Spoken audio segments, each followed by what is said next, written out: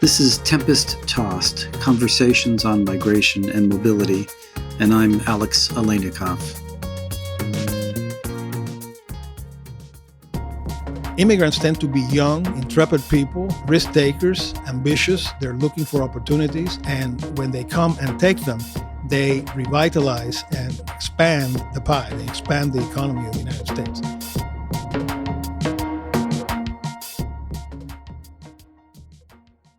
Today's episode will focus on zombie ideas on immigration.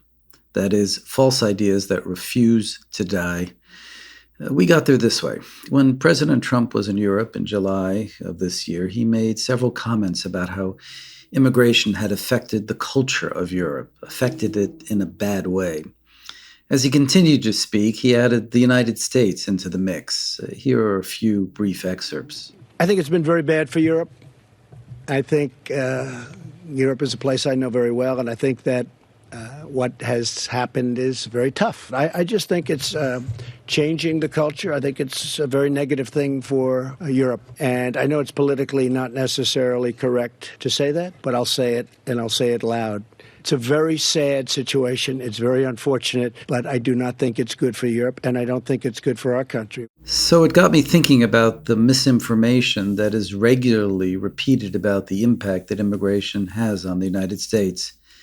And that led me to Rubén Rumbaut, Distinguished Professor of Sociology at the University of California, Irvine. Professor Rumbaut is a leading expert on immigration to the United States and has devoted decades to empirical research on immigrants and the children of immigrants. Rubén Rumbaut and I spoke recently at the Dodge 112 studio in Brooklyn. Rubén, so nice to have you here with us today. Thank you, Alex. You've heard the quotes from President Trump about the impact of immigration on culture in Europe and his views on immigration in the United States, which are well known for his many statements. I want to get to the bigger picture a little later in this conversation, but I want to start with an idea that you've been using, a concept you've been using as you've talked about immigration over the last couple of years. That's the idea of zombie ideas in immigration. What do you mean by zombie ideas in immigration? By zombie ideas, I mean ideas that by all rights should be dead, but they keep rising from the dead, despite a mountain of evidence to prove otherwise. They're false ideas and stereotypes that endure. What's an example of that in the immigration area? Well, you mentioned President Trump, but this can go back to colonial times. The ideas that immigrants bring crime and disease to the United States, that immigrants take jobs away from natives, that immigrants don't assimilate, that they don't learn the English language. All of those are examples of these false ideas. So let's take those one by one. On crime, it is commonly said, and certainly the president has said this, that Mexico is sending criminals to the United States, and that these are dangerous people that all should be sent home. What are the facts? Well, that idea, that is a perception of a threat to the security of a community or a country, and hence the idea that they bring crime, is one that goes back to colonial times. Whenever there have been periods when large numbers of immigrants who differ in significant ways, like in race and language and so on, from the natives arrive, they tend to be perceived and stereotyped as threats, as security threats, cultural threats, economic threats. In the case of crime, over 100 years ago, in the last great mass of European migration, that idea was put to the test by three major government commissions created by the U.S. government. And in each one of them, over 3 different decades, they had a volume devoted just to crime and immigration. And what they found was, to their astonishment, that immigration was not associated with crime, but on the contrary, that crime was much more likely to be associated with the native-born than with the foreign-born. When you come to the present period, take the last 25 years, which have been the years of the greatest increase in immigration, and especially of undocumented immigration, say from 1990 to the present. In that period of time, when especially undocumented immigration was rising to historic highs, nationally, the violent crime rate in the United States plummeted to historic lows, And the property crime rate in the United States also fell to near lows. In addition, if immigration were associated with crime, you'd expect to find higher crime rates in states and localities of greater immigrant concentration. And the findings show exactly the opposite, that the more immigrants there are in a city or in a state, the lower the crime rates. And some of the safest places around are the cities along the U.S.-Mexican border from El Paso to San Diego. And major cities like LA and New York that have very large numbers of immigrants have also registered historic lows in crime rates. If you look also at incarceration rates, you find that the native-born are much more likely to be incarcerated in state prisons and so on for crimes than are the foreign-born. Among the foreign-born, that applies without exception to every single nationality. They have lower rates of incarceration than the native-born. Someone may answer your point that the foreign-born commit crimes at a lower rate than native-born with the statement that, yes, but they're still committing crimes, so we shouldn't have more foreign-born because even if they are less likely to commit crimes, they nonetheless add to the overall number of crimes being committed in the United States. What do you say to that? Well, they certainly don't add to the crime rate in the United States. If you were to remove large numbers of immigrants from the United States, thinking that perhaps the few that do commit a crime will somehow reduce crime in the United States, you're mistaking the nature of the problem. The crime rate will in fact increase the more you take immigrants out of the country. And that's because you're taking out of the denominator immigrants who are law-abiding and don't commit crimes. And as a result, the native-born who do commit crimes at a higher rate would be more likely to show in the numerator and the shrunk denominator. In addition, the fact that, there's no doubt that human beings are human beings, and you have a whole distribution within any given group, from the virtuous to the less virtuous. And there will, of course, be immigrants that will commit a crime. That doesn't mean, however, that by getting rid of all immigrants, you're somehow going to help the crime picture in the country. Those same immigrants that bring those crime rates down nationally and statewide and locally and so on end up settling in dilapidated areas of cities, for example, and revitalizing those communities. And in the process, they bring down violent crime in those communities. And you see that time and time and time again. So the contribution of immigrants to the crime rate is a positive one across the board.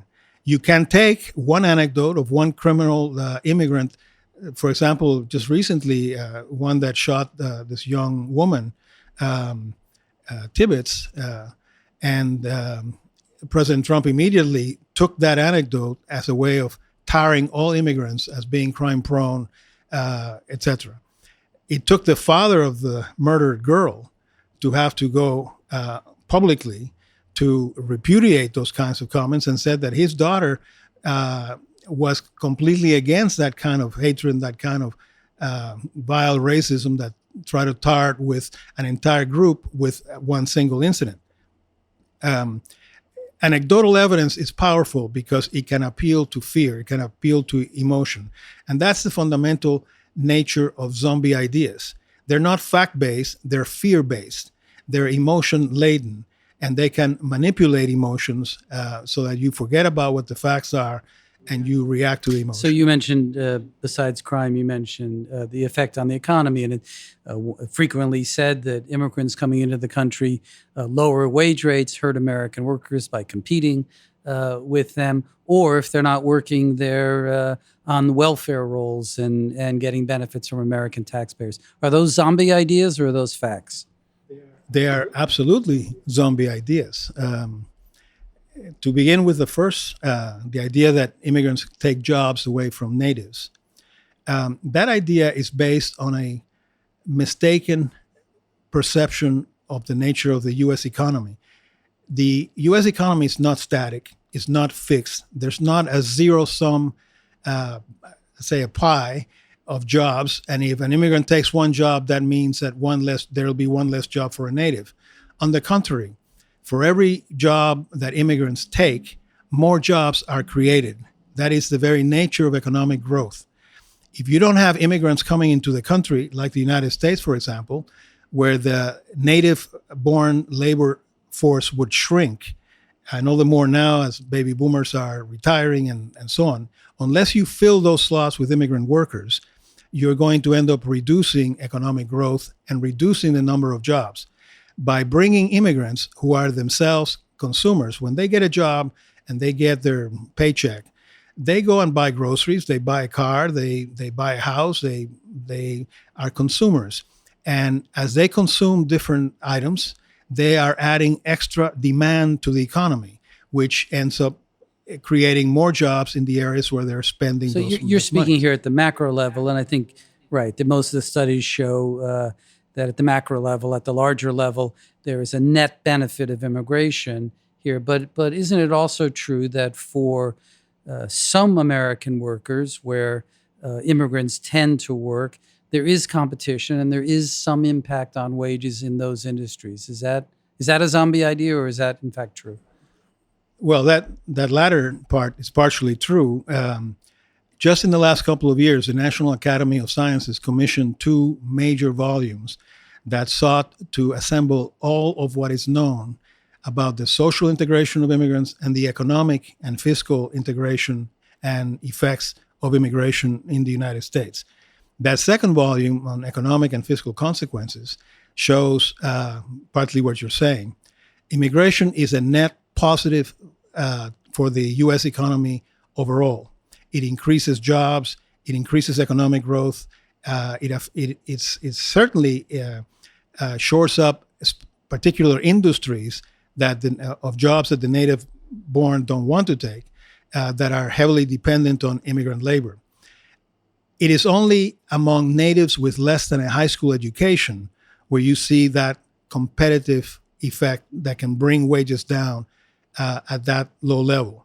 But in general, the only negative contributions to wages that the National Academy of Sciences found was a negative effect on some other immigrants and on the native-born with less than a high school education. And even that effect is very small. Is that something we should be concerned about? I think the United States should be concerned about a lot of more significant items. Let's begin with something that is fundamental to economic growth and to the economic consequences of immigration, and that's the demography of the country. Without immigration, the United States would have a decreasing population. The rates of fertility would be below replacement level if it were not for immigration, just as they are in every single country in Europe, in Japan, in South Korea, and so on. Countries with below replacement level fertility are countries that have a declining size of population.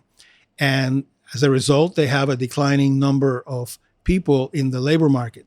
And as a result of that, they would have a declining economic growth. The only way to make up, to replenish what is not being replenished by native fertility is through the immigration of young workers. That is what makes the situation of the United States going forward, looking into the future, both in demographic projections and economic projections, much rosier than the projections that we're seeing for these other countries that I mentioned in Europe, Japan, and so on. It is projected that over the next 40 years, the lion's share of the growth of the labor force of the United States will be filled by immigrant workers. And in fact, the lion's share of the population... Immigrant workers and their children, yes? Oh, yeah. Well, these are adult workers. Now, adult workers also have children. And we can then consider the effects of the children of immigrants and what are the economic effects of that. And I've studied that for decades, and I can discuss that separately. But looking just at adult foreign-born in the labor force of the United States today and going forward, with baby boomers retiring by 18,000 a day, and that will continue for the next several years, about 10 more years of this, the native-born labor force is shrinking. It's shrinking because of retirements on the one end, and it's shrinking because of below replacement fertility on the younger end. Immigrants tend to be young, intrepid people risk takers, ambitious. They're looking for opportunities. And when they come and take them, they revitalize and expand the pie. They expand the economy of the United States. Because they're risk takers, it is the case that many more immigrants and the larger percentage of immigrants are self-employed entrepreneurs than are the native born. And the self-employed create new jobs by dint of creating new businesses. Refugee entrepreneurs have an even higher rate of entrepreneurship than regular immigrant entrepreneurs, who in turn have higher rates of self-employment than the native born. All of these are ways in which immigrants and refugees contribute economically to the expansion and economic growth of the United States. It is also fairly frequently stated or believed that immigrants coming to the country, particularly from Mexico or other Latin American countries speaking Spanish, don't learn English, don't do well in school, have higher dropout rates, and ultimately are a drag on the country and their neighborhoods. Is that another zombie idea? Oh, that's a doozy of a zombie idea. In fact, that idea goes back to Benjamin Franklin in 1751, 25 years before he signed the Declaration of Independence. He was saying the same thing about Germans in Philadelphia, that they were going to Germanize them instead of us Anglifying them, and so on. That perception of cultural threat, that the foreigners are not going to learn our customs, our language, our ways, our culture, has been as perennial as anything else in the American experience. But it is simply false. The fact of the matter is that more than any other country in the world, the United States has the dubious reputation for being a language graveyard. This is a country to which languages come to die. Ironically, the United States has absorbed more multilingual people than any other country in the world, and yet in no other country has a switch to monolingual English occurred as rapidly as it has in the United States. The general pattern of 100 years ago remains the same as today. The adult first-generation immigrants learn to speak English with an accent or survival English. Their children, the second generation, learn English without an accent. They come to prefer it and to use it much more proficiently, much more quickly than they do the language of their parents. And by the third generation, the generation of the grandchildren, in three-generation households, you have situations where the grandparents cannot speak with the grandchildren because they are speaking different languages. Our data show, and by our data I mean research that I have done since the 1980s, systematically, nationally and regionally and locally, shows that language learning is a function of age at arrival. The younger the person is at arrival, the more quickly they learn English and learn it without an accent. In fact, if they arrive before puberty, they will learn it without an accent. And the younger they are, it is just astonishing how quickly, almost as if by osmosis, a child can pick up a new language. It's much more difficult for an adult. And the older the adult, the more difficult it is to learn the language without an accent. But they learn it. English is the language of the United States and a universal language in the world. And you might even make the case that English is the de facto language of the Milky Way galaxy at this point. The idea that immigrants somehow pose a threat to English is laughable. Immigrants come having no illusions about the fact that getting ahead in the United States means also learning English, especially for their children. What about educational performance? What are the facts on that? Education is a fascinating area when it comes to immigration. The most highly educated people in the United States are immigrants. The least educated people in the United States are also immigrants. Now, their children will attend American schools. Often, especially those who were young, born abroad, and they came here young, may have problems with English in the first couple of years of school, but they catch up very quickly language-wise. By the time they're in secondary schools, we have been doing a study of children of immigrants for the past 25 years. And I have also done studies of all children enrolled in entire unified school districts. For example, the San Diego Unified School District, or the Miami-Dade Unified School District.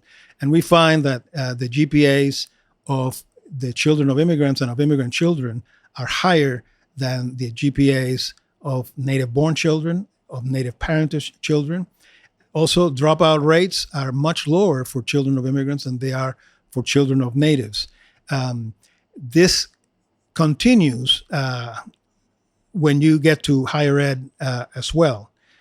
So it's although you still find significant differences between those who go on to get doctoral degrees and other advanced degrees. Overall, if you include the adult immigrants at arrival with everyone else, the foreign-born and the native-born have about the same level of educational attainment as far as bachelor's degrees or higher are concerned. However, immigrants have a much higher rate of people who have less than a high school education. And those tend to be adults who come as laborers, often undocumented, from countries like Mexico, El Salvador, Guatemala, Honduras, who tend to be young men who come without having finished secondary schooling in their countries of origin. So let me understand, you're saying that immigrants may be lower on the socioeconomic status data, but will still, in the end, have the same rates of college graduation as native-born. Oh, in many cases, the children of immigrants, not so much the immigrants.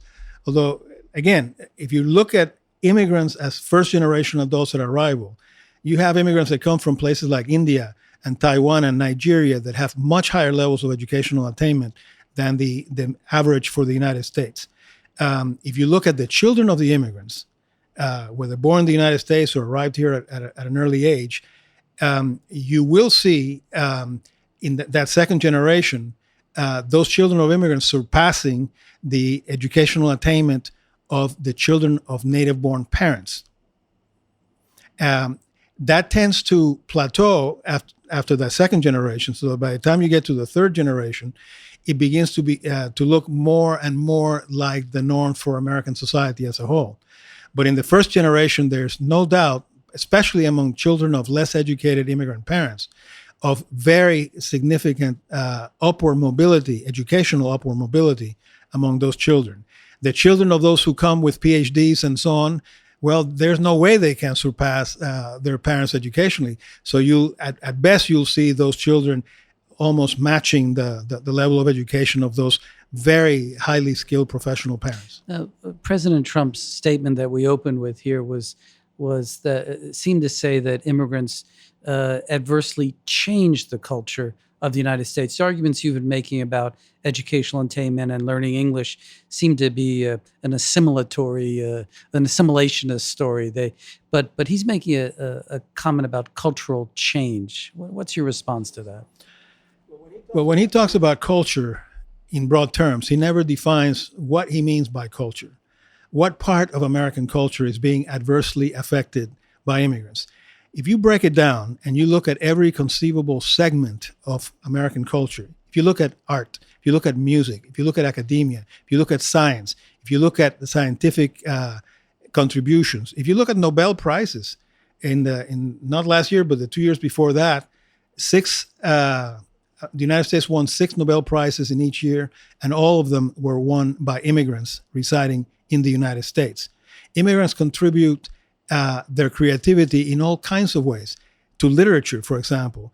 The novels and the memoirs and the books that are written typically by what I long ago called the 1.5 generation of children who have been born in another country but came as children to the United States. They tend to be the most bilingual, the most fluent in both the language of the country of origin and of English, the most playful and creative with words, and they have produced and made tremendous contributions to American literature. Rubén, you're painting a very rosy picture here, that immigrants are more entrepreneurial, they win Nobel Prizes, they all learn English, they commit fewer crimes. There are no downsides here to immigration that we should be concerned about, that social policy should be addressing? Oh, no, not at all. I began looking at those examples because we began this conversation talking about zombie ideas. that deserved to die but refused to die despite the evidence that can be marshaled against it. And I was producing some examples of the evidence that can be marshaled against that. Immigration in the United States, immigration in any country in the world, needs to be looked at very seriously for all of its multiple consequences. And among those consequences is how immigration affects social conflict in the United States, politics in the United States, what is the backlash or the reaction of natives to immigrants that come at different times for different reasons. And you have to look very seriously at that as also a consequence. It is not a consequence that is brought by the immigrants themselves as such. It is rather a consequence of the relationship between the encounter of immigrants and natives. On the one hand, immigrants are absolutely needed for demographic and economic reasons, as I've tried to spell out. In addition, immigrants do not pose a threat to the language of the society, to the culture in that sense of the society. But on the other hand, just look at what's been going on in the current period. The level of divisiveness, the level of scapegoating and stereotyping of immigrants that has caused breaches among Americans, even within the same families of people. It's a level of discord and division that I haven't seen since the time of the Vietnam War. And a lot of that has to do with the way in which moral panics have been spread and about immigrants, by the way immigrants have been scapegoated and by the reactions of natives to that, and by the way that then shapes immigration policy and other policies in the United States. It militarizes the border. It affects the way people end up perceiving of immigrants, and it's going to take a very significant change to turn this around. And I consider that an adverse consequence of this. But by calling these ideas zombie ideas that won't die, it sounds like they in fact are impervious to the facts. You and others have talked about the facts you've described in the last few minutes here, but these are zombie ideas. They keep coming back. How do you beat a zombie idea? Well, like in the zombie movies, you have to keep trying until you kill the zombie idea for good, or at least for the next long while. Zombie ideas cannot be debated simply with facts. They have to be defeated, and they have to be defeated politically in the most important first sense. You cannot defeat it by having an op-ed in the New York Times, or by writing a book, or by saying, oh, look, the crime rates are the opposite of what President Trump says. President Trump says that murder rates increased 47% in the country, when in fact they had decreased by 50% and to the lowest level in 50 years. You can debate that, you can put that in a news program, but that's not going to affect a zombie idea that is fact-free but fear-based. So you have to mobilize against it, you have to organize against it politically. You have to vote, you have to use the ballot for that. You have to make your ideas count. You have to persist and persist and persist, not by coming up with zombie ideas of your own to hurl at the opponent, but to persist in the commitment and the belief that truth and fact will win the day. Do you think that will find a way to defeat the zombie idea? Do you think that some advocates for immigrants are creating their own kind of zombie ideas that are not helpful to the discussion? What is not helpful to the discussion is when you start trying to demonize the other side because of their zombie ideas. And you dismiss them, you don't hear them, you refuse to enter into a conversation with them. At that point, a wall emerges. A real wall, not the wall that they're talking about at the Mexican border, but a real wall between entire segments of American society. You cannot defeat zombie ideas with walls between large segments of the society. You have to engage them in conversation. You have to listen to their fears and then try to ameliorate those fears. There's a lot of evidence that you can bring to bear on as far as the fears about crime and about language and so on. But I think it is possible to reach a point where you can restore that kind of civil conversation again and get to a point where a policies based on commonly shared facts, on commonly shared truth. You may have different political interests or different political values, but at least we can agree on facts. If we get to that point, I think you can ultimately defeat a zombie idea. It doesn't mean that one political party is going to win over another political party. It means that we're going to restore civil society to a place that it's not at this moment. But now I'm a little confused, because I thought you said the definition of a zombie idea is one that is impervious to facts, that it can't be changed. So how do you get to the point where you can have that kind of civil discussion and someone can say, oh, I guess I was wrong about crime rate? How do we ever get there? I thought the argument you were making was one of politics, that we simply have to vote those folks out of office, not that we're going to do this through civil discourse. Zombie ideas don't exist in a vacuum. They don't just float around and every once in a while they reappear. Zombie ideas are products of concrete historical moments, and concrete historical moments in which those kinds of ideas are appropriated by demagogues, essentially, and amplified by mass media to create a moral panic. And at that point, it is in that fertile ground that zombie ideas can grow. So it's not that you're trying to defeat the idea per se.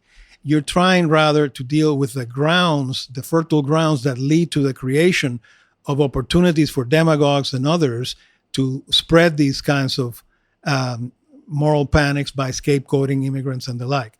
That is in the playbook of demagogues going back a long time. It is not different now.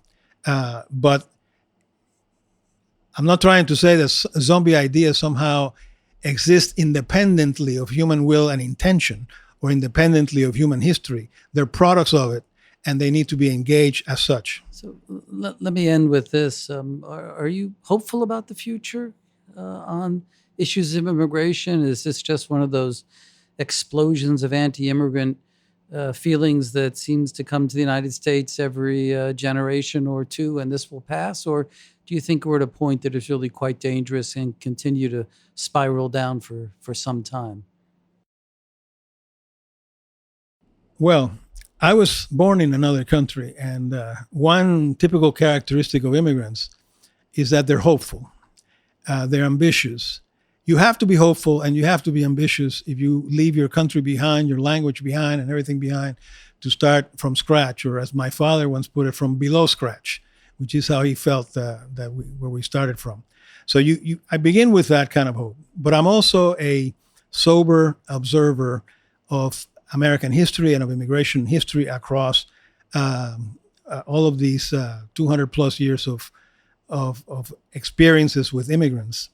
And as you say, it is the case that there are very significant instances in which these kinds of almost near pogroms, whether it's against the Irish, with the know-nothings, against the Chinese exclusion, against so many others along the way, the Mexican repatriation of the 1930s, and what is going on today. So yes, this current period has many characteristics that are alike to some of the worst periods I can count in one hand the worst kinds of instances of anti-immigrant mobilization and so on in American history that we are seeing at this moment. I think the present era will go down as one of the most shameful in American history and in American immigration history. But at the same time, I'm quite confident and I'm quite hopeful that it will end, that this too shall pass, and that it shall pass sooner than we think. I do so because I can read the demographic tea leaves. I can read what the projections are for economic growth, for demographic growth, and so on. I do so because I live in a state, California, that I think provides the ultimate example of what to be hopeful about. No other state, not even close, has absorbed more immigrants than has California in the last 30, 40 years. It has been transformed by immigration. Virtually every city, every part of California has been transformed. Has California been ruled by crime waves that these immigrants bring, these refugees from Laos and Cambodia, from Mexico, from Cuba, etc.? Has the economic situation of Californians gone in the tank? Does no one speak English anymore in California? On the contrary, California is now the 5th largest economy in the world if it were a separate country. California has the lowest rates of violent crime and property crime just about in its history. Exactly the opposite that you would expect. And as for acculturating to American ways and eating kosher burritos in Los Angeles and listening to mariachis, music on the radio, that is being done by English-speaking, without an accent, new Californians and the children of immigrants that have contributed mightily to California and to the miracle that California has become. In the last 20 years or so, California has made a quite significant turnaround, and that's despite the fact that more than half of the entire population of 40 million Californians are either immigrants or their children. Rubén Rumbaut, thank you so much for being with us. Fascinating. Thank you so much, Alex. You have been listening to Tempest Tossed, a production of the Zolberg Institute on Migration and Mobility at the New School. Technical assistance is provided by Sohail Ansari at Dodge 112. Our themes were composed by Eli Alenikoff. We would welcome your comments and suggestions for future episodes. You can reach us at tossedtempest@gmail.com. That is tossedtempest, all one word, @gmail.com.